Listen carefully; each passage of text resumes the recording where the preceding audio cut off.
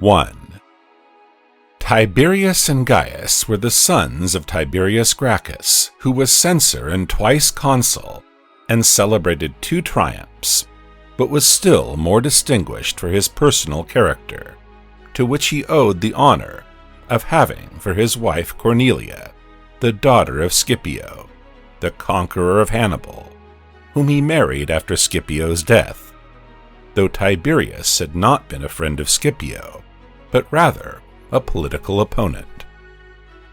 A story is told that Tiberius once caught a couple of snakes in his bed, and the diviners, after consulting on the matter, told him that he must not kill both, nor yet let both go.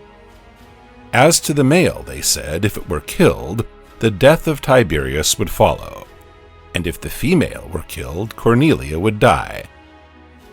Now Tiberius, who loved his wife, and thought it would be more suitable for him to die first, as he was an elderly man, and his wife was still young, killed the male snake, and let the female go. And he died no long time after, leaving 12 children by Cornelia. Cornelia undertook the care of her family and her husband's property, and showed herself so prudent, so fond of her children, and of so exalted a character, that Tiberius was judged to have done well in dying in place of such a wife. And though Ptolemaeus, the king of Egypt, invited Cornelia to share his crown and wooed her for his wife, she refused the offer and continued a widow.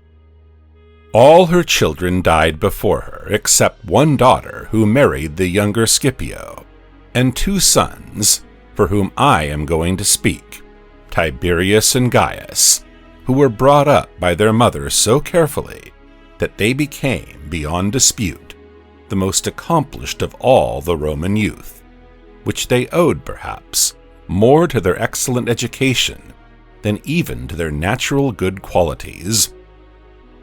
2.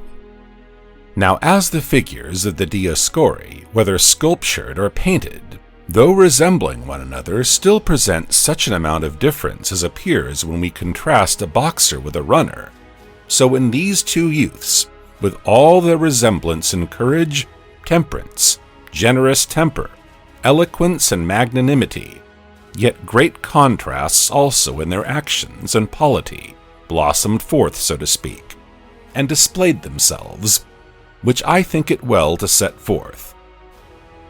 First, in the character and expression of his countenance, and in his movements Tiberius was mild and sedate, Gaius was animated and impetuous.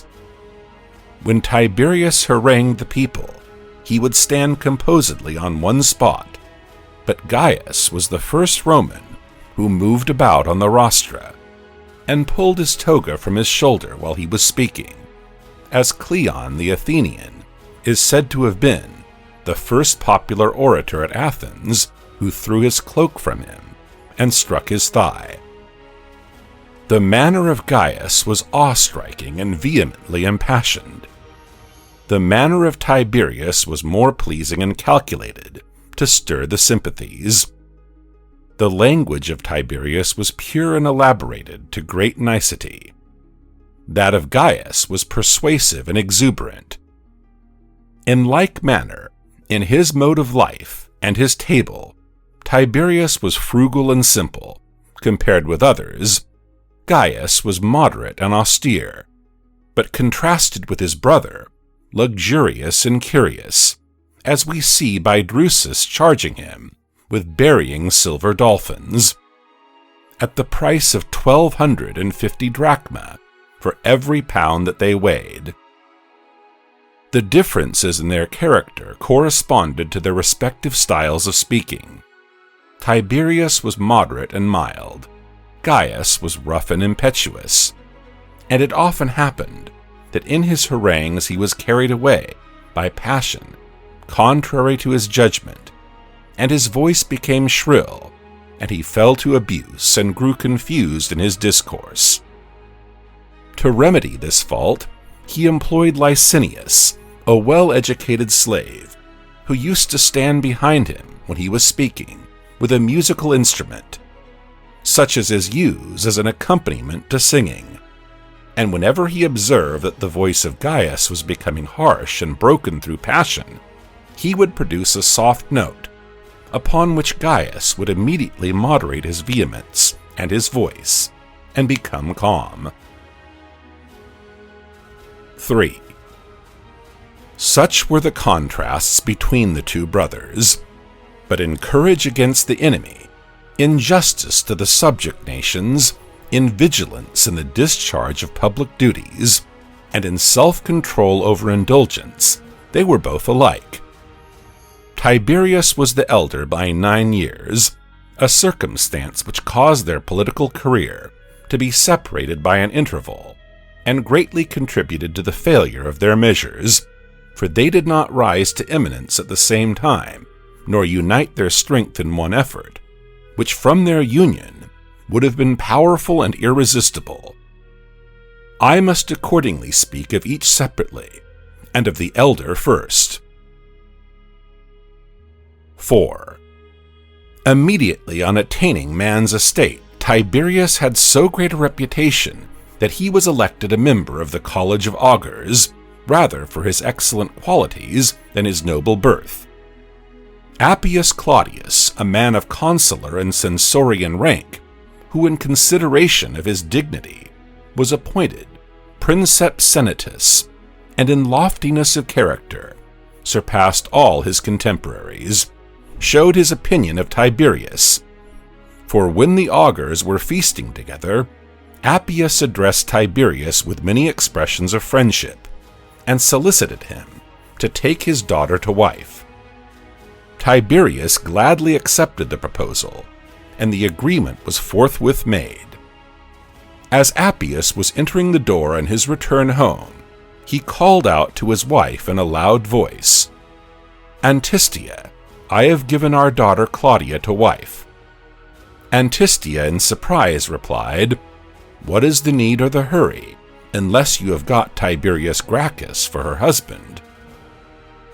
I am aware that some writers tell this story of Tiberius the father of the Gracchi, and of Scipio Africanus, but the majority have the story as I give it, and Polybius says that after the death of Scipio Africanus, his kinsmen selected Tiberius to be the husband of Cornelia, and that she had neither been given in marriage nor betrothed by her family in his lifetime. Now the younger Tiberius served in the army in Africa with the second Scipio, who had married his sister, and by living in the general's tent he soon learned his character, which exhibited many and great qualities for virtuous emulation and practical imitation. Tiberius also soon surpassed all the young soldiers in attention to discipline and in courage, and he was the first to mount the enemy's wall, as Fannius says, who also asserts that he mounted the wall with Tiberius and shared the honor with him. While he was in the army, Tiberius won the affection of all the soldiers, and was regretted when he went away. 5. After that expedition he was elected quaestor, and it fell to his lot to serve in that capacity under the consul Gaius Mancinus, no bad man, but the most unlucky of Roman generals. Accordingly, in adverse fortune and critical affairs, the prudence and courage of Tiberius became the more conspicuous, and not only his prudence and courage, but what was truly admirable, his consideration and respect for his general, whose reverses almost made him forget who he was. Having been defeated in several great battles, Mancinus attempted to leave his camp by night and make a retreat. The Numantines, however, perceived his movements, and immediately seizing the camp, fell on the Romans in their flight, and killed those in the rear. And at last, when they were surrounding the whole army and driving them to unfavorable ground, from which escape was impossible, Mancinus, despairing of all chance of saving himself by resistance, sent to treat for a truce in terms of peace. But the Numantines declared that they would trust nobody except Tiberius, and they bade Mancinus send him. The Numantines had come to this resolution as well from a knowledge of the young man's character, for there was much talk about him in this campaign, as from the remembrance of his father Tiberius, who, after carrying on war against the Iberians and subduing many of them, made peace with the Numantines, and always kept the Roman people to a fair and just observance of it.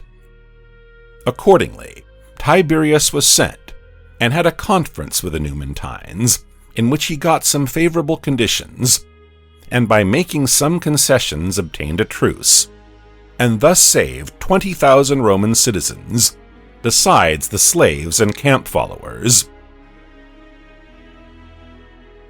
6. All the property that was taken in the camp became the booty of the Numantines, and among it were the tablets of Tiberius, which contain the entries and accounts of his administration as quaestor.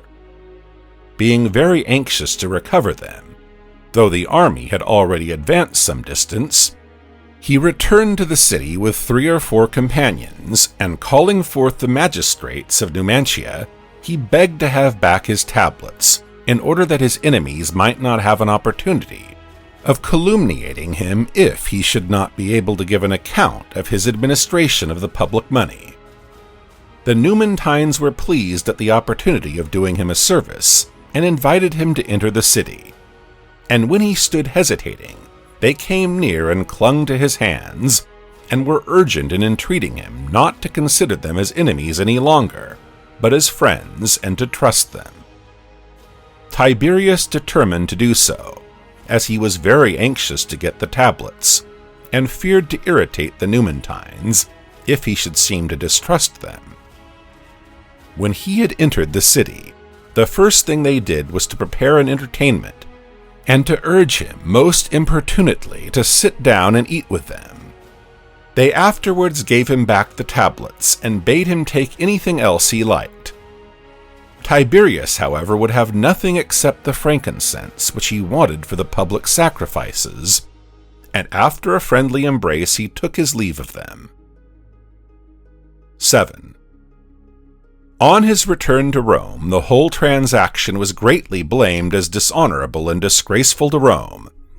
The kinsfolk and friends of the others, who were a large part of the people, crowded about Tiberius, charging the general with the disgraceful part of what had happened, and declaring that Tiberius had been the savior of so many citizens.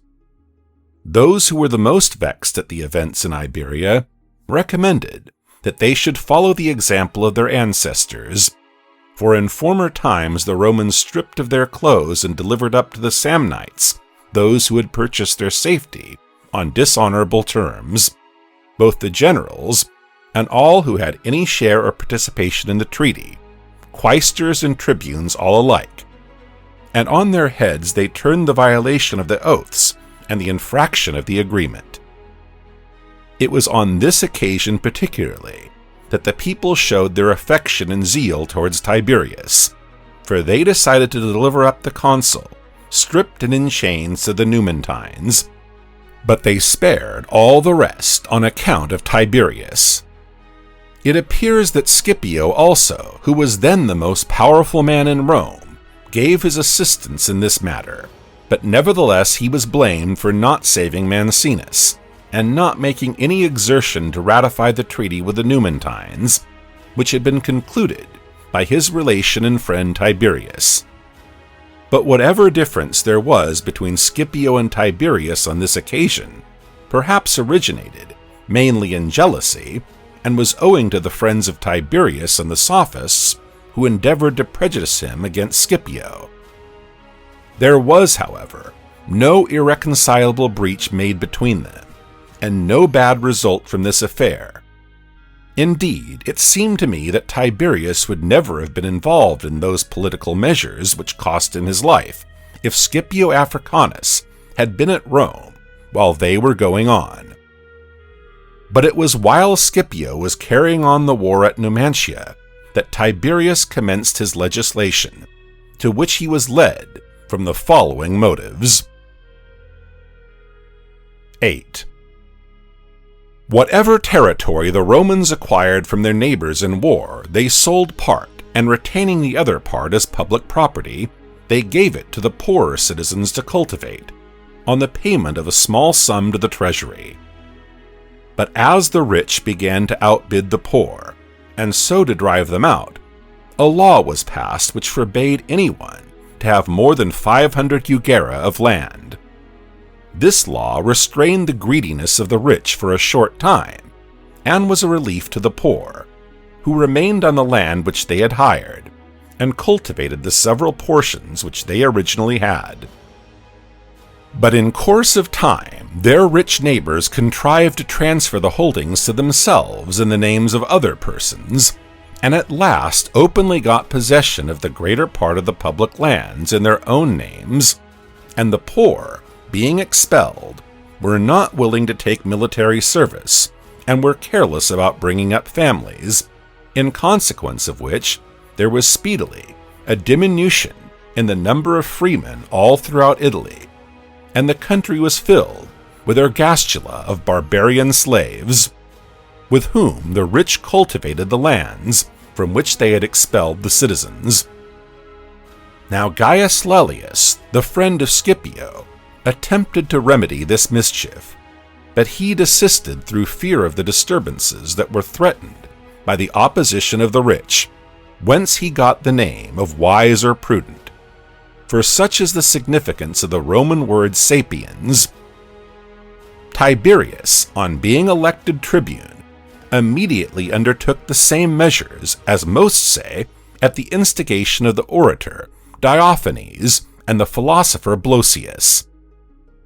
Diophanes was an exile from Mytilene, Blosius was an Italian from Cumae, and had been an intimate at Rome, with Antipater of Tarsus, who had done him the honor of dedicating to him some of his philosophical writings. Some give part of the blame to Cornelia also, the mother of Tiberius, who frequently reproached her sons that the Romans still called her the mother-in-law of Scipio, but not yet the mother of the Gracchi.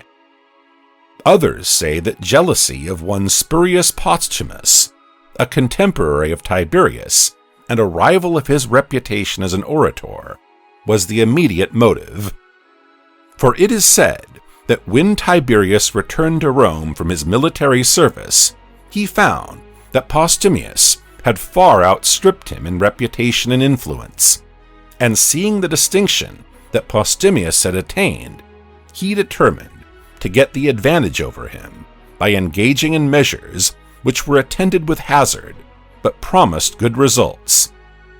But his brother Gaius in a certain book has recorded that as Tiberius was passing through Tuscany on his road to Numantia, he observed the deserted state of the country, and that the cultivators and shepherds were foreign slaves and barbarians, and that he then, for the first time, conceived those political measures which to them were the beginning of infinite calamities.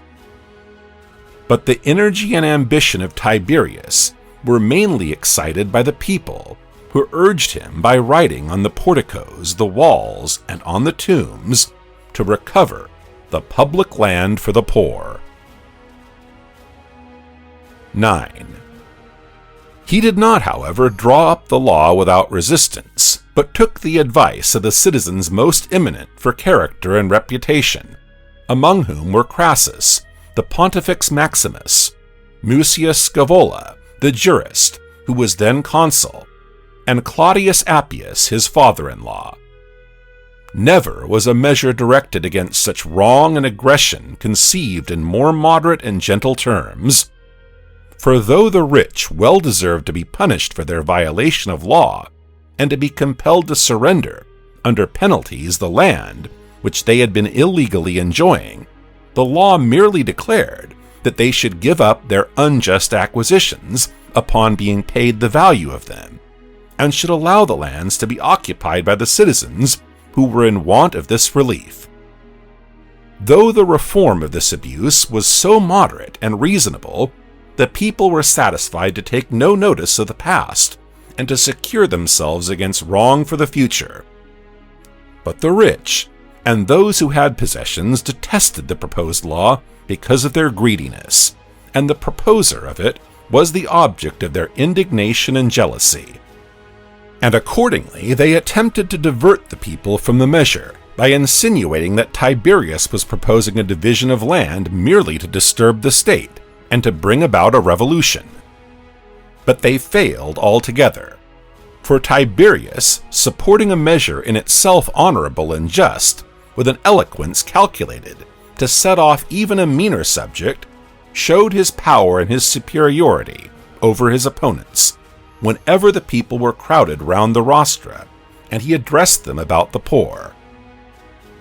The wild beasts of Italy, he would say, had their dens and holes and hiding places, while the men who fought and died in defense of Italy enjoyed indeed the air and the light, but nothing else. Houseless and without a spot of ground to rest upon, they wander about with their wives and children, while their commanders, with a lie in their mouth, exhort the soldiers in battle to defend their tombs and temples against the enemy.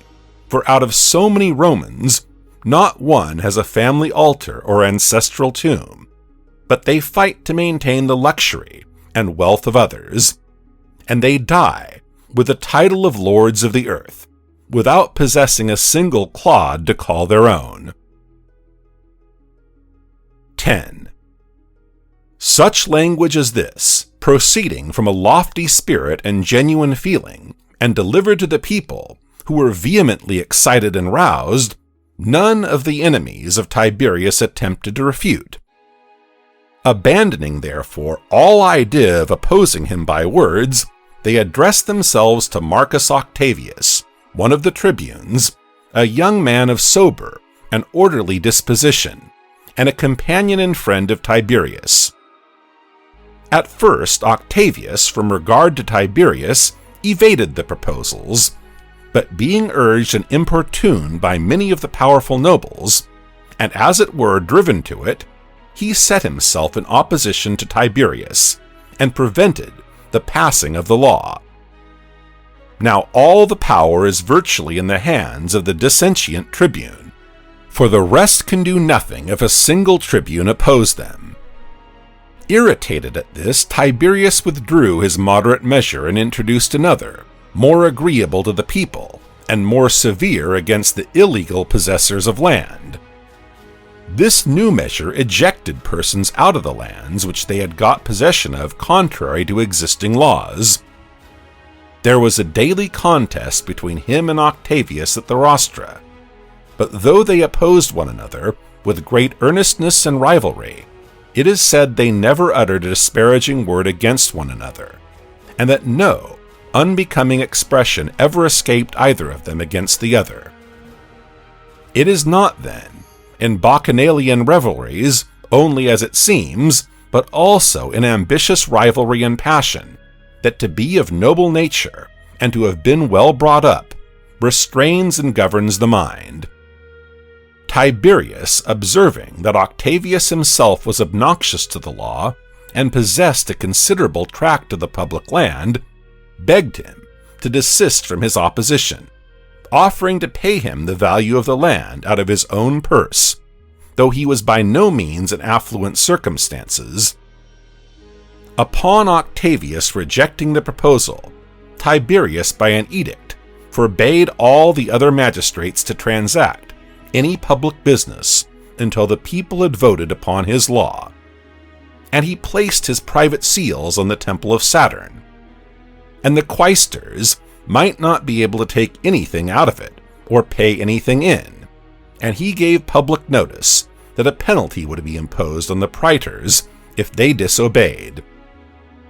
In consequence of which, all the magistrates were afraid and ceased from discharging their several functions. Upon this, the possessors changed their dress and went about the forum in a piteous and humble guise, but in secret they plotted against Tiberius and endeavored to procure assassins to take him off. In consequence of which, Tiberius, as everybody knew, wore under his dress a short sword, such as robbers use, which the Romans called dolo.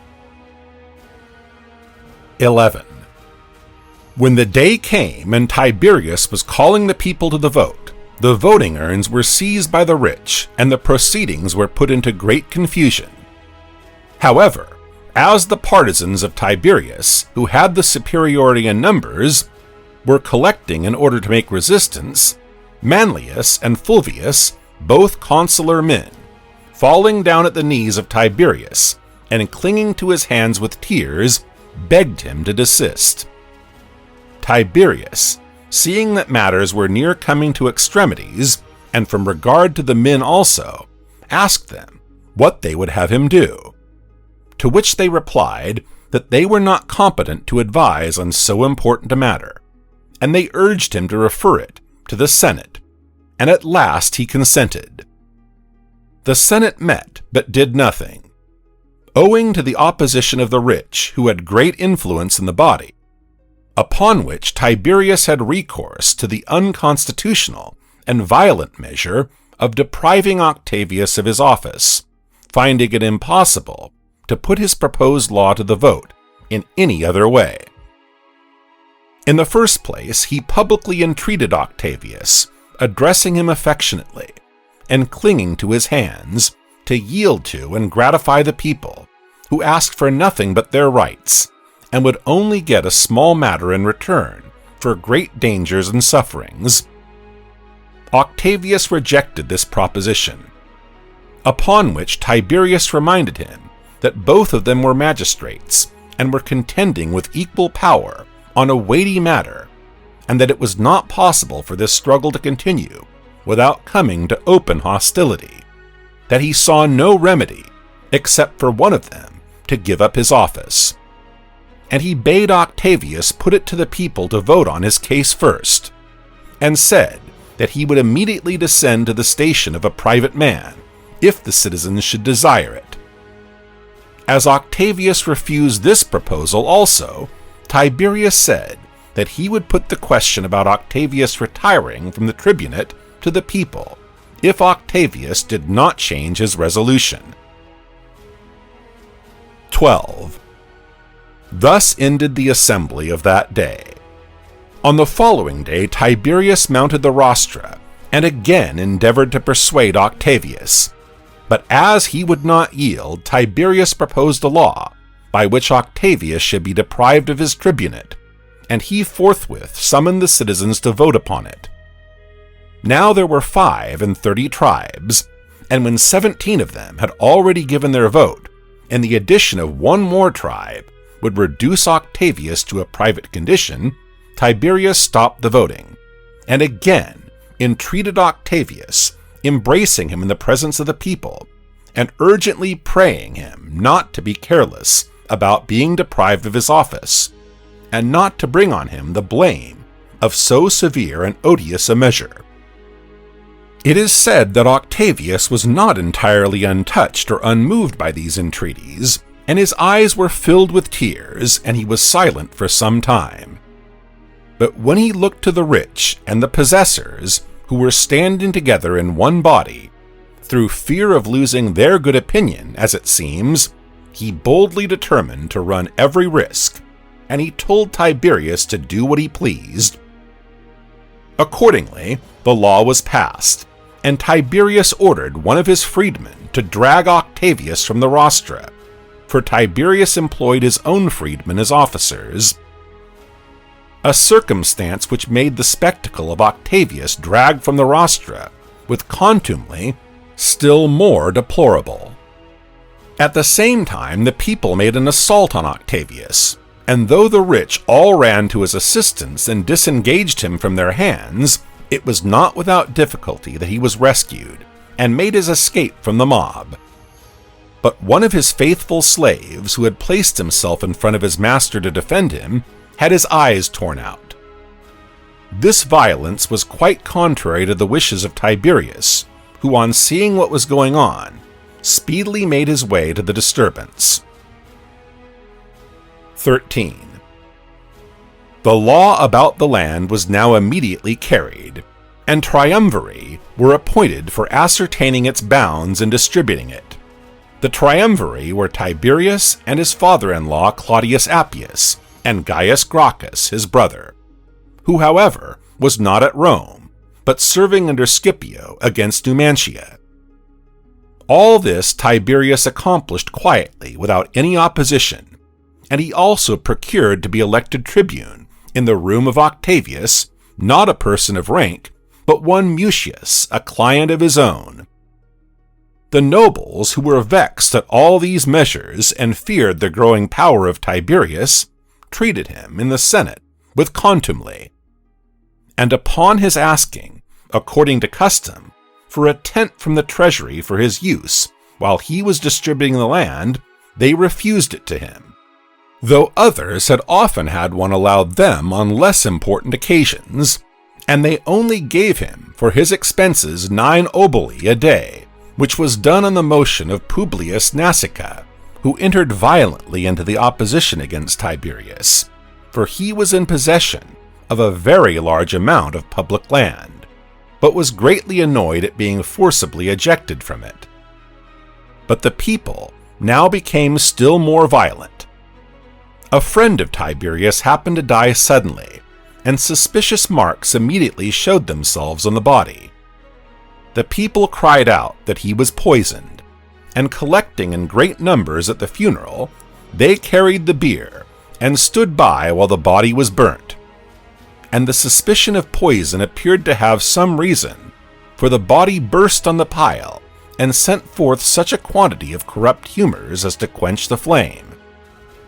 And though a light was again applied, the body would not burn till it was removed to another place, where after much trouble the fire at last laid hold of it.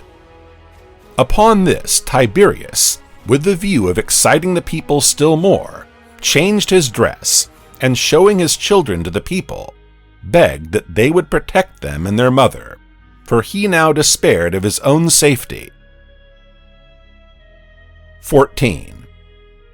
On the death of Attalus, Philometor, Eudemus of Pergamum, brought his will to Rome, in which the Roman people were made the king's heir. In order to please the people, Tiberius promulgated a law to the effect that as soon as the king's treasures were received, they should be distributed among those who had assignments of land, in order to enable them to stock the farms and to assist them in their cultivation. With respect to the cities included within the kingdom of Attalus, he said that the Senate had no right to decide about them, but he would bring the subject before the popular assembly. This measure gave violent offense to the Senate, and Pompeius, getting up, said that he lived near Tiberius, and so knew that Eudemus of Pergamum had given a diadem out of the royal treasures and a purple robe to Tiberius, who designed to make himself king in Rome.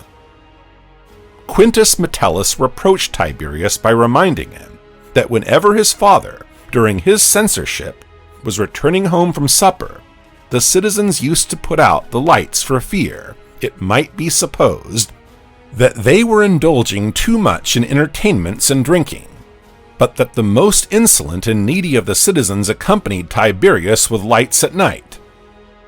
Titus Annius, who was not a man of good repute or sober behavior, but in any contest of words by way of question and answer was considered to be unequaled, challenged Tiberius to answer definitely whether he had or had not branded with infamy his brother tribune, though by the law he was sacred and inviolable. As the question was received with signs of approbation, Tiberius, hastily quitting the Senate house, convoked the people and ordered Annius to be brought before them, with the intention of accusing him. But Annius, who was much inferior to Tiberius, both in eloquence and reputation, had recourse to his tricks, and called on Tiberius to answer a few questions before he began his speech. Tiberius assented, and as soon as there was silence, Annius said, "If you intend to deprive me of my rank and disgrace me, and I appeal to one of your brother tribunes, and he shall come to my aid, and you shall then fall into a passion, will you deprive him of his office?" On this question being put, it is said that Tiberius, though no man was readier in words or bolder in action, was so confused that he made no reply. 15.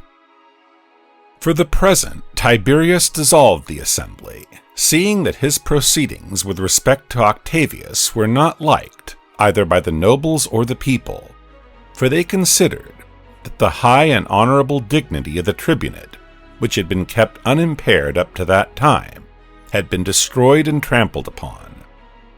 He made a harangue to the people, a few of the arguments of which it will not be out of place to mention, for the purpose of showing the persuasive eloquence and the subtlety of the man. He said that a tribune was sacred and inviolate, only because he was dedicated to the people and was the guardian of the people. If then a tribune should deviate from his duty and wrong the people, abridge their power, and deprive them of the opportunity of voting, he had by his own act deprived himself of his rank by not fulfilling the conditions on which he received it. Now we must consider a tribune to be still a tribune, although he should dig down the Capitol and burn the naval arsenal. If he should commit such excesses as these, he is a bad tribune. But if he should attempt to deprive the people of their power, he is not a tribune at all. And is it not a monstrous thing if a tribune shall have power to order a consul to be put in prison, and the people shall not be able to deprive a tribune of his power when he is using it against the people who gave it to him? For both tribune and consul are equally chosen by the people. Now the kingly office, besides comprehending within it all civil power, is consecrated to the divinity by the discharge of the chief ceremonials of religion. And yet the state ejected Tarquinius for his wrongdoing, and for the violence of one man, the ancient power which established Rome was overthrown. And what is there at Rome so sacred, so venerated as the virgins who guard the ever-burning fire? But if any of them offends, she is buried alive. For when they sin against the gods, they no longer retain that inviolable sanctity, which they have by being devoted to the gods. In like manner, neither has a tribune, when he is wronging the people, any right to retain the inviolable character which he receives from the people, for he is destroying the very power which is the origin of his own power. And indeed, if he has legally received the tribunician power by the votes of a majority of the tribes, how is it that he cannot even still more legally be deposed by the vote of all the tribes? Now nothing is so sacred and inviolable as things dedicated to the gods, but yet no one has ever hindered the people from using such things, moving them, and changing their places as they please. It is therefore legal for the people to transfer the tribunate as a consecrated thing from one man to another. And that the tribunate is not an inviolable thing, nor an office of which a man cannot be divested, is clear from this that many magistrates have abdicated their office and prayed to be excused from it of their own free will. 16.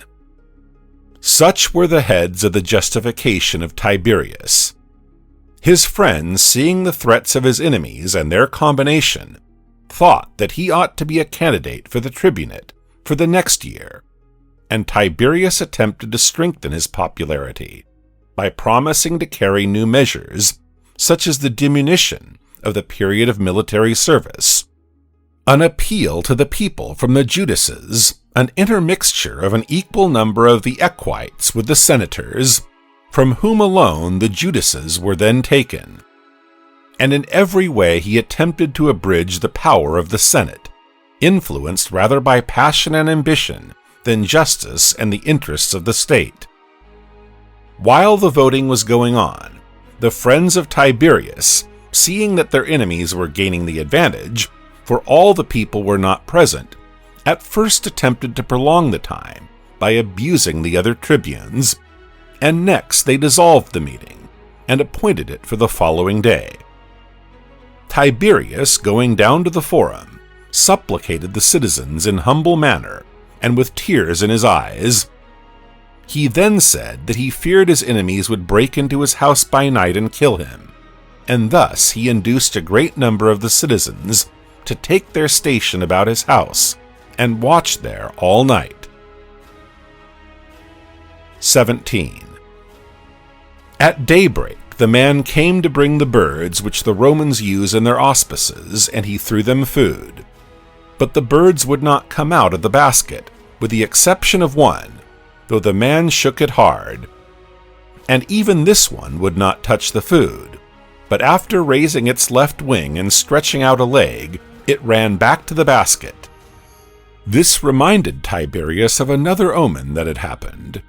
He had a helmet which he wore in battle, elaborately worked and splendid. Some snakes had got into the helmet unobserved and laid their eggs and hatched them there. This made Tiberius still more uneasy about the signs from the fowls. Nevertheless, he advanced up the city on hearing that the people was assembled about the Capitol. But before he got out of the house, he stumbled over the threshold, and the blow was so violent that the nail of his great toe was broken, and the blood ran out through his shoe.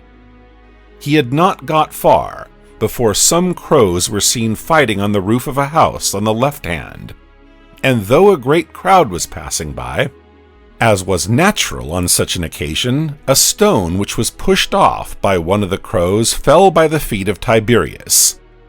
This made even the boldest of his adherents hesitate.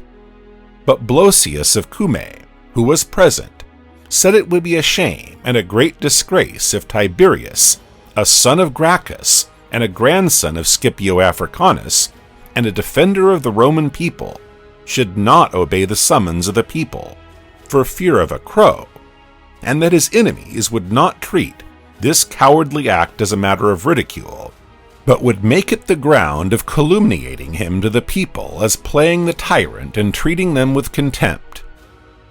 At the same time, many persons ran up to Tiberius with a message from his friends in the capital, to hasten there, as all was going on favorably. And indeed, everything promised well at first, for as soon as he appeared he was greeted with friendly cheers, and as he ascended the Capitol, he was joyfully received, and the people crowded about him to prevent any stranger from approaching.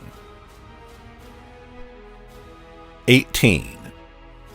Now Mutius began to summon the tribes again, but nothing could be conducted with the usual forms on account of the confusion that prevailed among those who were on the outskirts of the assembly, where they were struggling with their opponents, who were attempting to force their way in and mingle with the rest. At this juncture, Flavius Flaccus, a senator, posted himself in a conspicuous place, and as it was not possible to make his voice heard so far, he made a signal with his hand that he wished to say something in private to Tiberius. Tiberius bade the crowd let Flaccus pass, who with great difficulty, making his way up to Tiberius, told him that the Senate was sitting, that as they could not prevail on the consul, the rich were resolving to kill Tiberius themselves, and that they had armed many of their slaves and friends for this purpose. 19.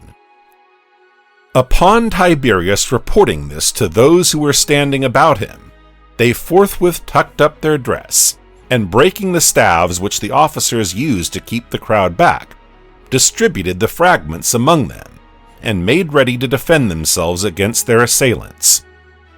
While those at a distance were wondering at what was going on, and asking what it meant, Tiberius touched his head with his hand, since his voice could not be heard, intending thereby to signify to the people that his life was in danger. His enemies, on seeing this, ran to the Senate and told them that Tiberius was asking for a crown, and that his touching his head was a proof of it. On this, the whole body was greatly disturbed. Nasica entreated the consul to protect the state and put down the tyrant. The consul, however, answered mildly that he would not be the first to use violence, and that he would not take any citizen's life without a regular trial. If, however, he said, the people should come to an illegal vote at the instigation of Tiberius, or from compulsion, he would not respect any such decision. Upon this, Nasica, springing up, exclaimed, "Well then, as the consul betrays the state, do you who wish to maintain the laws follow me?" As he uttered these words, he drew the skirt of his dress over his head and hastened to the Capitol. And the senators who followed him, wrapping their dress about them with one hand, pushed all the people they met out of the way, no one opposing them, from respect to their rank, but taking to flight and trampling down one another. The followers of the senators had clubs and sticks, which they had brought from home. But the senators, seizing the fragments and legs of the benches, which were broken by the people in their hurry to escape, made right to Tiberius, and struck all those who were in their road. The people were all put to flight or killed. As Tiberius was attempting to make his escape, someone laid hold of his dress, on which he dropped his toga and fled in his tunic. But he stumbled over some persons who were lying on the ground and was thrown down. While he was endeavoring to rise, he received the first blow, as it is universally admitted, from Publius Satirius, one of his colleagues, who struck him on the head with the leg of a bench. Lucius Rufus claimed the credit of giving him the second blow, as if that were a thing to be proud of. Above 300 persons lost their lives by sticks and stones, but none by the sword. 20. This is said to have been the first disturbance at Rome since the abolition of the kingly power, which ended in bloodshed and the death of citizens. All previous disputes, though they were neither trifling nor about trifling matters, were settled by mutual concession. The nobles yielded through fear of the people, and the people yielded from respect to the Senate. Even on this occasion, it is probable that Tiberius would have given way to persuasion without any difficulty, and still more readily, if his assailants had not come to bloodshed and blows, for those about him were not above 3,000 in number. But the combination against him seems to have proceeded rather from the passion and hatred of the rich citizens than from the reasons which they alleged, and the brutal and indecent treatment of his dead body is a proof of this, for they would not listen to his brother's request to take up the body and bury it at night, but it was thrown into the Tiber with the other bodies. And this was not all. They banished some of his friends without trial, and others they seized and put to death, among whom was Diophanes the orator. One Gaius Filius they shut up in a vessel with snakes and vipers, and thus he died. Blosius of Cumae, being brought before the consuls and questioned about what had passed, admitted that he had done everything at the bidding of Tiberius. On Nasica asking him, "What if Tiberius had told you to burn the Capitol?" Blosius said that Tiberius would never have given him any such order. The same question being often put to him, and by several persons, he said, "If he had commanded me to burn the Capitol, it would have been a good deed for me to do, for Tiberius would not have given such an order, unless it were for the interest of the people." Blosius, however, was set at liberty, and afterwards went to Aristonicus in Asia, on the ruin of whose affairs he killed himself. 21. The Senate, under present circumstances, endeavored to soothe the people. They made no opposition to the distribution of the public land, and they allowed the people to elect another commissioner in place of Tiberius. Having come to a vote, they elected Publius Crassus, a relation of Gracchus, for his daughter Licinia was the wife of Gaius Gracchus. Cornelius Nepos, indeed, says that Gaius did not marry the daughter of Crassus, but the daughter of Brutus, who triumphed over the Lusitanians. However, the majority of writers state the matter as I have done. Now, as the people were sore about the death of Tiberius, and were manifestly waiting for an opportunity to be revenged, and Nasica was threatened with prosecutions, the Senate, fearing for his safety, made a decree for sending him to Asia, though they had nothing for him to do there. For when men met Nasica, they did not conceal their hostility, but broke out into violence, and abused him whenever they fell in with him, calling him accursed and tyrant, who had stained with the blood of an inviolable and sacred functionary, the most sacred and revered of all the holy places in the city. Accordingly, Nasica left Italy, though bound by the most sacred functions, for he was Pontifex Maximus, and rambling about despised from place to place, he died no long time after, in the neighborhood of Pergamum. It is no wonder if Nasica was so much hated by the people, when even Scipio Africanus, whom the Romans considered inferior to no man in integrity, and loved as well as any, narrowly escaped losing the popular favor, because on receiving the news of the death of Tiberius at Numantia, he exclaimed in the verse of Homer, "So perish all who do the like again." Subsequently, when Gaius and Fulvius asked him, before an assembly of the people, what he thought of the death of Tiberius, he showed by his answer that he was not pleased with the measures of Tiberius. This made the people interrupt him with their shouts when he was speaking, as they had never done before. And Scipio was so far transported with passion as to break out into invectives against them. But of this I have spoken more particularly in the life of Scipio.